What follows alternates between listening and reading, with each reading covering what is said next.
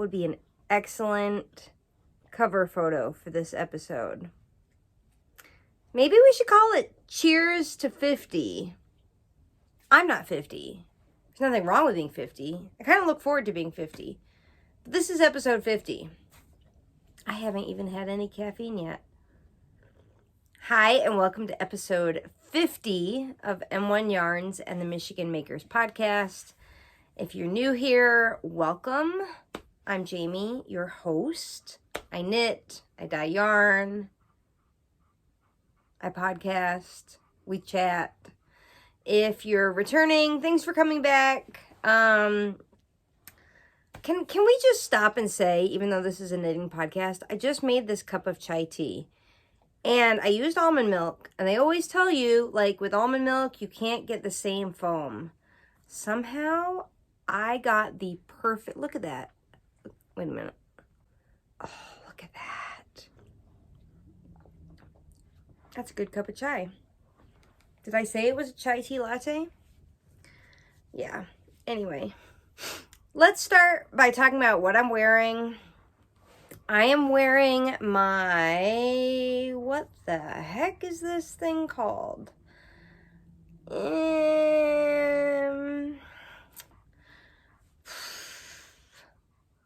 I am drawing it's such an easy name. It's an Andrea Mowry pattern.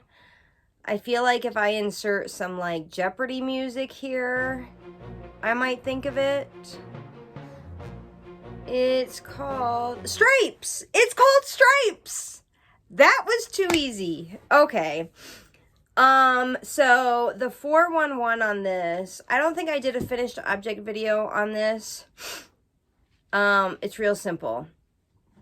I held fingering weight minis together with a strand of fingering weight that, like, it was gray. It went throughout. So that was the constant, and then I changed the minis. This is basically any DK weight plain sweater. Plain meaning, like, no color work, no lace work, no cables, just a straightforward, especially top-down raglan, which we all know I'm a big fan of. This is a great option for what to do with your Advent minis. If you are wondering, this is a great pattern. I am having a major brain fart today. Lord Jesus. Jessie May's Cozy Classic Raglan is also DK. You could hold a strand of fingering weight throughout along with all your Advent minis, and that would be really cool. Just stripe, like, let's say every 6 rounds or however thick you want your stripes to be.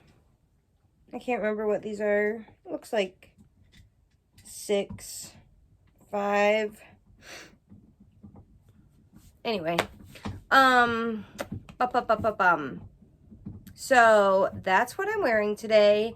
This is not my normal color palette, like kind of pastel, kind of bright, but I needed a little pick-me-up today, and I think it's really helping. What I really love most about this sweater is the unexpected pops of the like sour apple green and the orange here, because it's just, like I said, unexpected. And these like black and burgundy. I say, like, don't be scared to play with color. It's just yarn. Yeah, if you're looking for assistance on like how to translate your Advent minis into a fun sweater and you need help, just contact me, message me. You can find all my contact info below, by the way, along with show notes. I never remember to say that. But in case you're wondering what I talk about, the 411 is in the little drop down below. Okay, so let's talk about this. I was having a really good hair day. Not all day, but once I put some curlers in my hair. And then I was like, oh, I should wear this hat because it's so, like, wintry. It's so bright. It goes with the sweater. I had to stop just now to actually make sure I was recording. That would have been tragic if the last 5 minutes were lost. Oh, I was saying I was having a good hair day until I put this hat on. And last time I put a hat on in the podcast, when I took it off, I was having an even better hair day. Should we see? Oh. That's pretty good.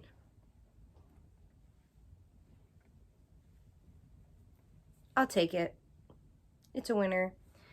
This is a kit in the shop. This is called the Manhattan Hat Kit. It is a, as you can see, 1x1 rib. The hat decreases like that. I've got a little button on mine to attach a pom-pom, like the pom-pom type with a loop. This pattern is written for the whole family, like baby through adult large. It is worsted weight. Worsted weight. Oh my God, my brain is like total mush today. It's a kit on the website. There you go. Check it out. I think it kind of, it goes. It pulls like this kind of color. This week, I have been all about like finding joy.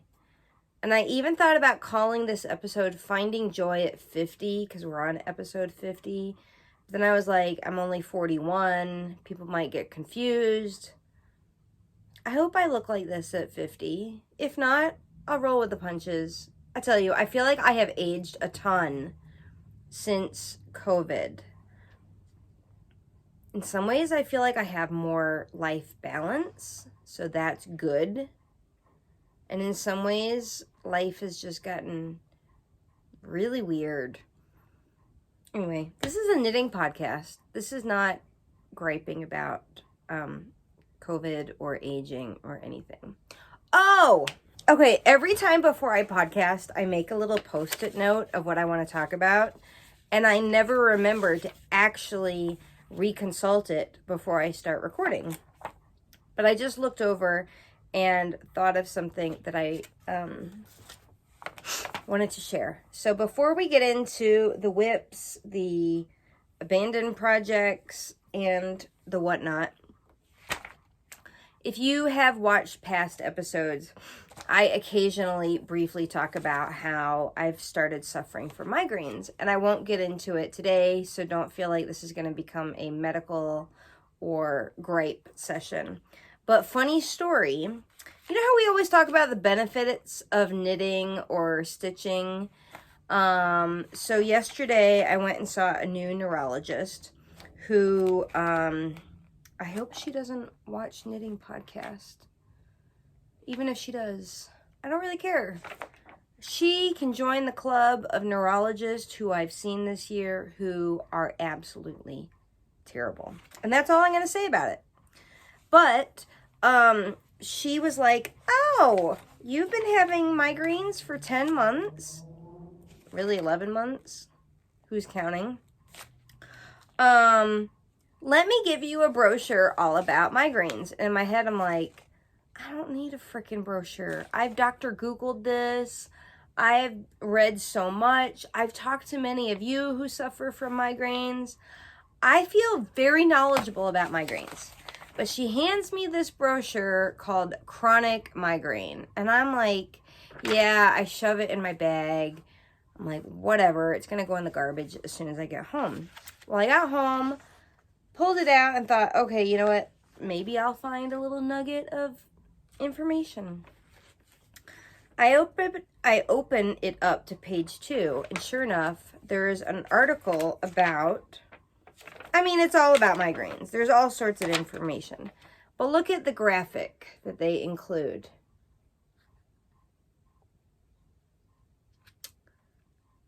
At first, I laughed, and then I thought, does she know that I'm a knitter? Like, an avid knitter? If knitting is going to fix my migraines, you would have thought that I would have fixed my migraines by now because I knit a lot. If they told me knitting caused my migraines, that would be terrible.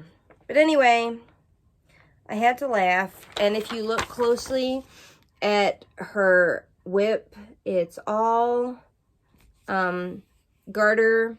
This looks like a first project. Maybe she's teaching the little girl. I like the color yarn. I'll give her that. I hope that this is not her whip. Like, I would encourage her to move on to a hat, because clearly this is going to be a scarf. And I'm very much about encouraging new knitters to dive into something more interesting than a scarf. Anyway, I thought that was hilarious. Moving on. Okay, I know I said I was going to finish a whip before I cast on a new project. I did finish a whip. I finished my Stripes of Joy. That'll be its own finished object video to come, probably in a few days. But, so I felt justified in that. But I also abandoned my bulky whip that was going to be a vest. If you return to the last episode, or the last 2 episodes, I think I mentioned it. Every time I picked it up, I just didn't feel like it was working. I'm a big proponent of trust that gut voice in your head that's giving you all the messages that you need that half the time we ignore. So it just wasn't bringing me joy. And I honestly think I was going to run out of yarn. So I abandoned it. And it's stuck in a basket. I'm not feeling guilty, which usually I would.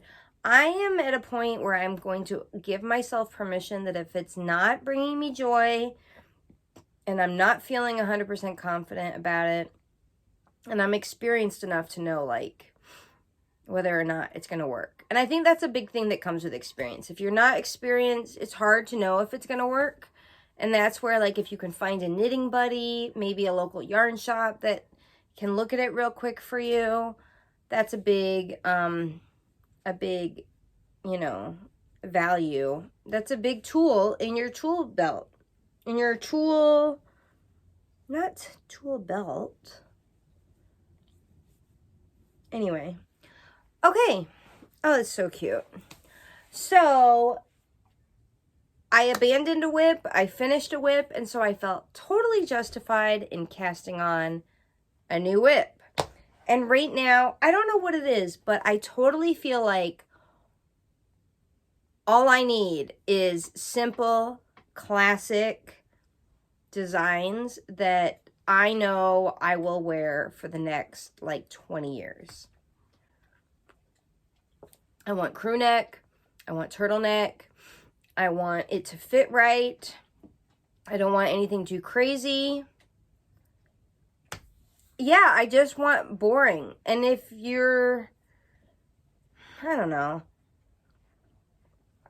I go back and forth because I'll have days where I want something like bright and bold like this and this. And then I'll have days where all I want is a basic black sweater. I want it all. Okay, so that being said, without further ado, if you recall from a couple episodes back, I had cast on, what did I cast on? Oh, I cast on the No Sweat Shirt by PetiteKnit. I don't know why that doesn't roll off the tongue, and now yarn is making my nose itch. Sorry. The No Sweat Shirt by PetiteKnit, and it wasn't going well for me. It wasn't bringing me joy, so I Marie Kondoed it. I love the yarn. This is my Harvest colorway, and so I cast on. This is DK.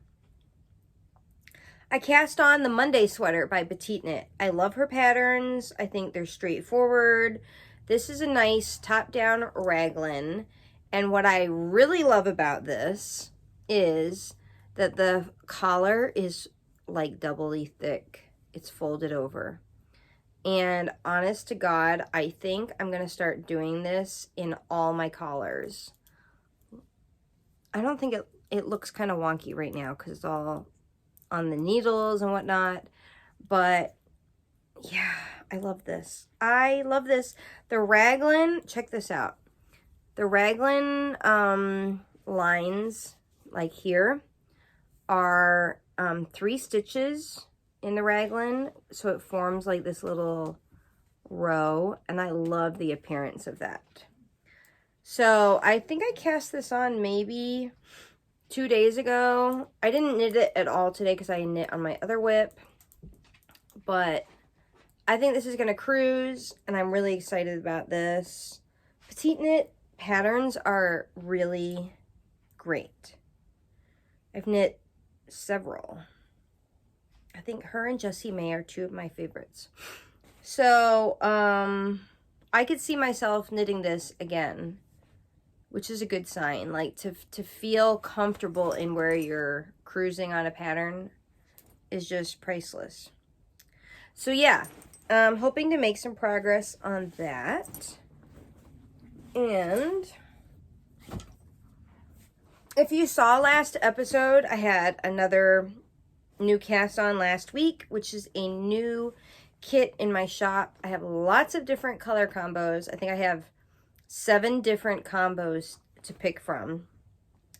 But this is, the pattern is the Zyan sweater. And I will insert the designer's name right here because I can never remember it.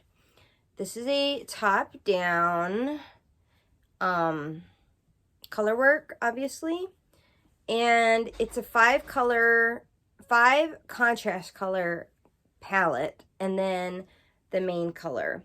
And in all the kits, the main color for the body is this gray yak merino, which is absolutely delightful. It is so good. I really wish you could, like, touch it. Touch it. Look at that. Oh, it's so gorgeous. Anyway, this has been going pretty fast. And the other day, I split for the sleeves, and now I'm just cruising in stockinette on the body. I think I knit all of this gray today. So yeah, if you're interested, check out the kits on my website. I am knitting the smallest size. This is a no ease design, but I wanted mine to be a little bit negative ease.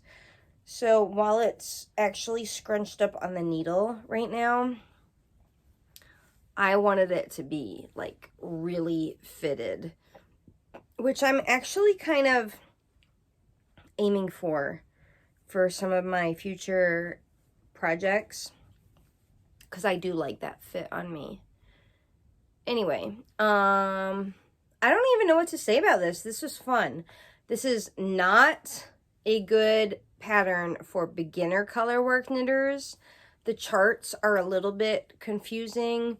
It's 5 charts, like 1 per section. So you'd knit going around 1, 2, 3, 4, 5. And so it's a little bit confusing. You have to be organized. You have to have a little bit of experience reading charts and reading your knitting. But this is really fun. So that is my other whip. These 2 whips are bringing me so much joy. I think as soon as I finish one, I'm going to cast on a 2-piece project that I have wanted to knit almost for a whole year. I'll insert a photo. This is a sweater and skirt combo. It's called the Bold Stripes skirt and Bold Stripes top. This is actually a free pattern. And the yarn, this is an Aran weight design, so it should go pretty fast. The yarn I bought, if you check out episode, I want to say it's like 23, it's with my friend Gwen of By Gwen's Designs. We went yarn shopping and I found all this yarn. I think this is, oh yeah, this is 20 hanks of Mirasol Tupa. It's silk and merino. And look at this gorgeous rust color. This, I believe this yarn is discontinued. Anyway, I've had it wound up for quite some time. I was going to knit a dress out of it, and then I decided, no, this sweater skirt set will get much more wear, because this is totally my vibe with like a pair of boots and some tights. I mean, I could literally wear this like 6 months of the year here in Michigan. So I'm going to hold this along with a strand of, look at this cone. It's like a, let me see if I can get one strand so you can really get a feel for this. Look at how incredibly thin that is. So it'll just add like a little bit of this shiny, fun glamour. It's interesting because when you hold it this way, you can see that it's like black with rust layers to the thread, but when you hold it this way, all you can see is the rust, which I just find really fascinating. But when you actually look at the thread, there we go.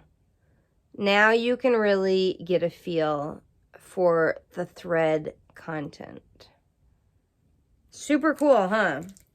So I'm going to hold that with the silk merino yarn. And I'm really pumped for that. So hopefully I'll cast that on by like maybe mid-December. I don't know. It'd be fun to have done by like, let's say February. I'm setting goals here. We're talking out loud. We're planning out loud. Meantime, we are 3 weeks away from casting on the M1 Classic Cal, where we're going to knit Espace Tricot's Classic, which is a free pattern on Ravelry. It's a turtleneck. I think it has some like positive ease to it, so it's really wearable.